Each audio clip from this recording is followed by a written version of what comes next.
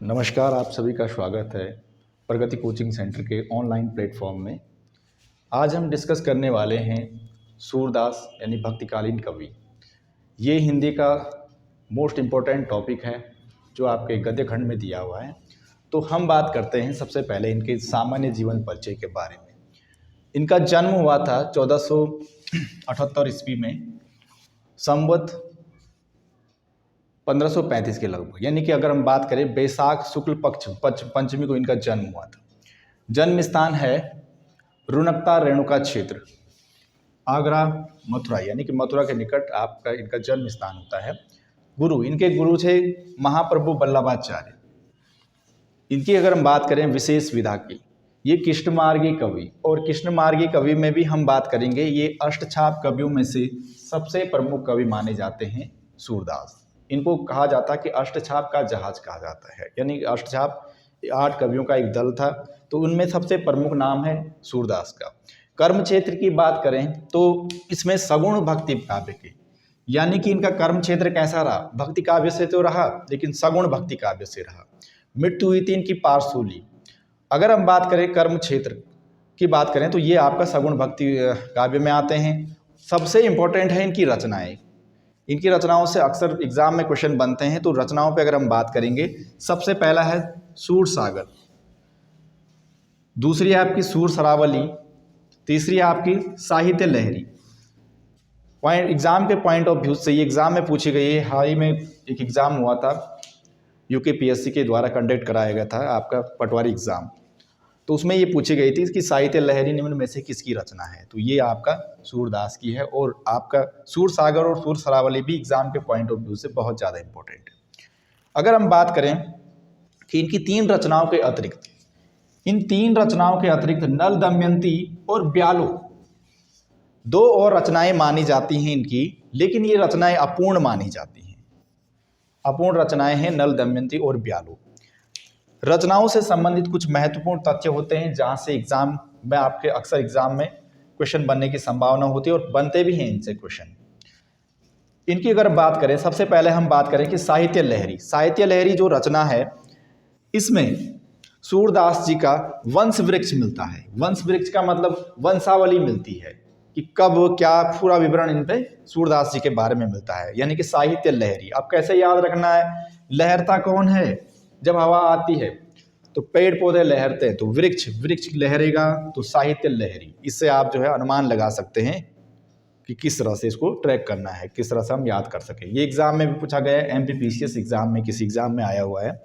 अगर हम बात करेंगे सूरदास की रचनाओं में अक्सर जो है भ्रमर गीत, यानी कि भंवरों से संबंधित जो गीत या गायन का वर्णन मिलता है, और कृष्ण की बाल लीलाओं का वर्णन भी आपके जो है इनकी रचनाओं में मिलता है। और वो कौन सी रचना है, सूर सागर में ये जो है आपका भ्रमर गीत और कृष्ण की बाल लीलाओं का वर्णन मिलता है। नेक्स्ट पॉइंट की अगर हम बात करेंगे कि सूर सरावली इनका महत्वपूर्ण रचना है, उसमें वृद्ध होली गीत रचित हैं या इसमें मिलते हैं। दूसरा हम सबसे इंपॉर्टेंट हमारे लिए ये है अष्टछाप।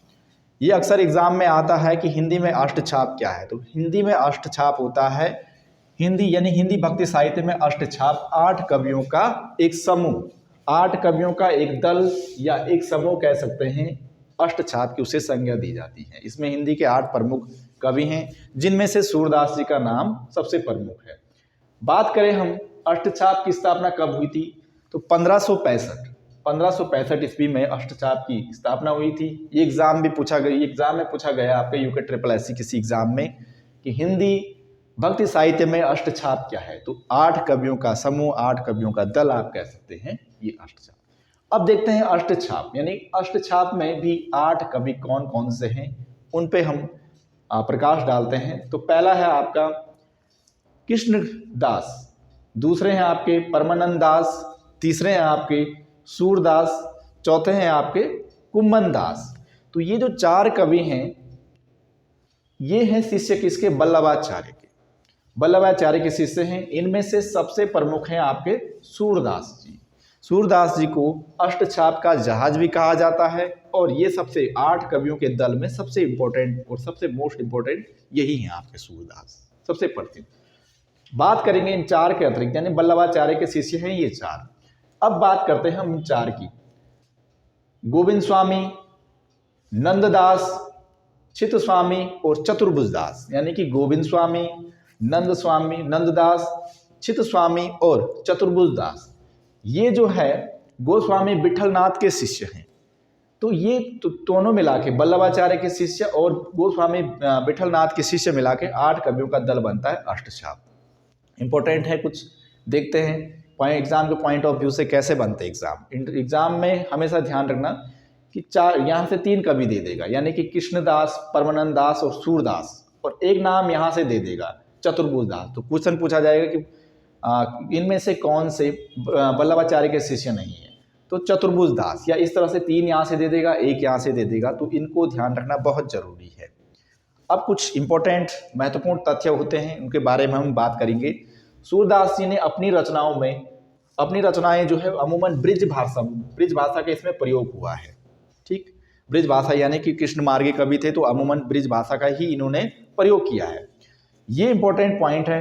सेकंड नोट आप देख सकते हैं, सूरदास जी को वात्सल्य रस का सम्राट कहा जाता है, अर्थात वात्सल्य रस और श्रृंगार रस का इनको सम्राट कहा जाता है, कवि माना जाता है, श्रेष्ठ कवि माना जाता है। वात्सल्य रस यानी कि इन्होंने माँ बेटे का प्रेम या जो प्रेम से संबंधित जो विवरण होता है, तो उसमें इन्होंने वर्णन अच्छी तरीके से इसको पिरोया है।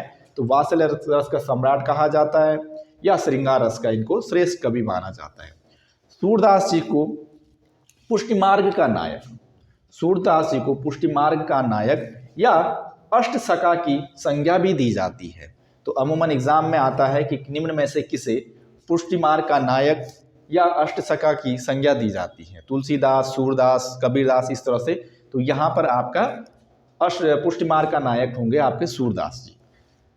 इसके अलावा एक इंपॉर्टेंट फैक्ट है जो एग्जाम में बना हुआ है क्वेश्चन, पुष्टि मार्ग का प्रवर्तक निम्न में से किसे कहा जाता है, ये आया हुआ था क्वेश्चन।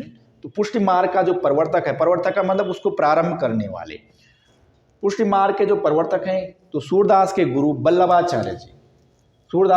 वल्लभाचार्य जी को पुष्टि मार्ग का प्रवर्तक या कहा जाता है। ठीक, ये एग्जाम में बना हुआ है UKSSC 2017। अब पुष्टि मार्ग, या आप कह सकते हैं पुष्टि मार्ग का क्या होता है, पुष्टि मार्ग का क्या आशय है।